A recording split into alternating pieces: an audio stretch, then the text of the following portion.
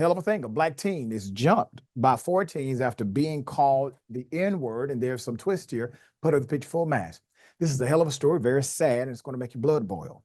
A California mother is urging a school district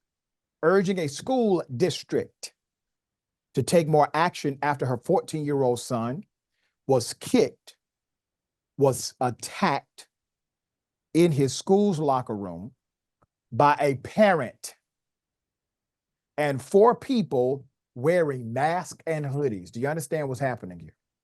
This is in a school locker room.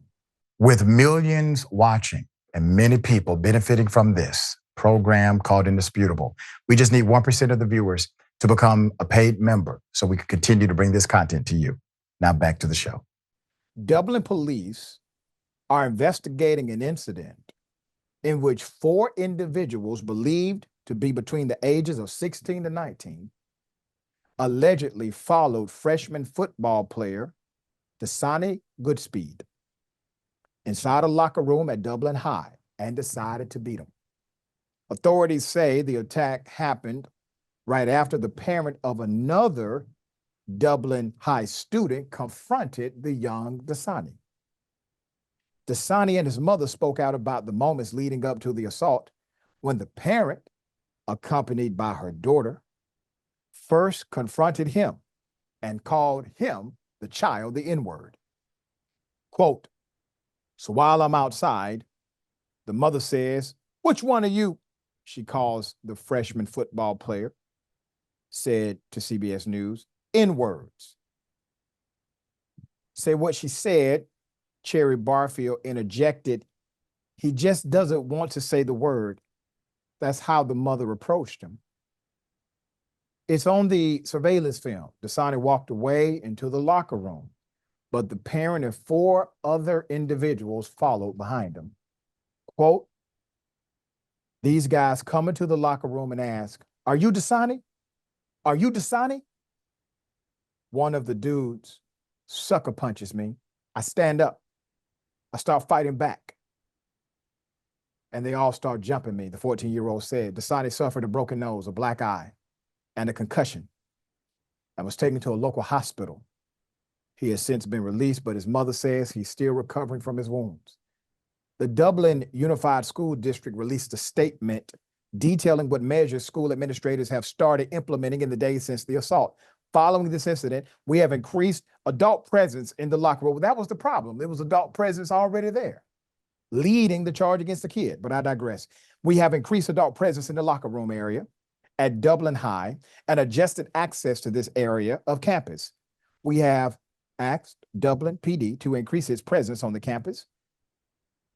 Site and district leadership will review physical security, safety procedures, staffing, reporting, and other security-related concerns. Counseling support is available on all campuses for those left feeling insecure or uneasy.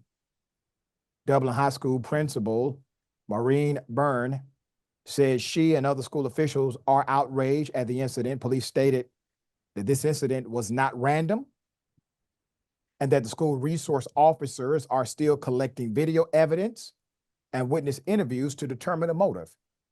Even though the school has started stepping up security, Dasanni's mother expressed frustration over the school's lack of communication with the family right after the attack happened. Quote, "I just don't appreciate how Dublin High did not contact us and how they've been trying to cover up this whole story. I feel like somebody dropped the ball. Somebody dropped the ball and a child was hurt," Barfield said, "and we just want answers. We want justice." To the mother, I believe your suspicions are correct. I do believe there was an attempt for the school district to handle this, let's just say, quietly. Let me tell you why. I do hope you're in touch with an attorney because there's something called premises liability. You see, premises liability basically says when a company, a facility, a property owner, a governmental agency, when they have a duty of responsibility and they are negligent in the security of that duty, if there's an injury to someone, especially a minor, especially if they are charged with protecting a minor, that can become a premises liability case. Those cases are, well, let's just say they bring the ching ching out of somebody.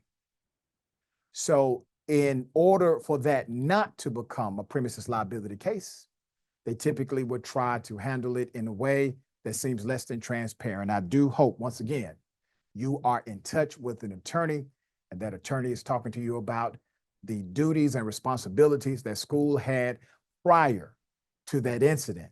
We see now that they are implementing what's called reasonable security protocols, which also means the fact that they're doing it now, they could have done it then. They literally have sealed the case against themselves by what they are implementing now. They should have done it prior. All right. Sharon, thoughts here? Excellent advice, as you always do give, Doc. Get the attorney right away. Don't sign anything, because that's another little trick they like people to do, kind of talk them out of something and pretend that they agreed with this or that.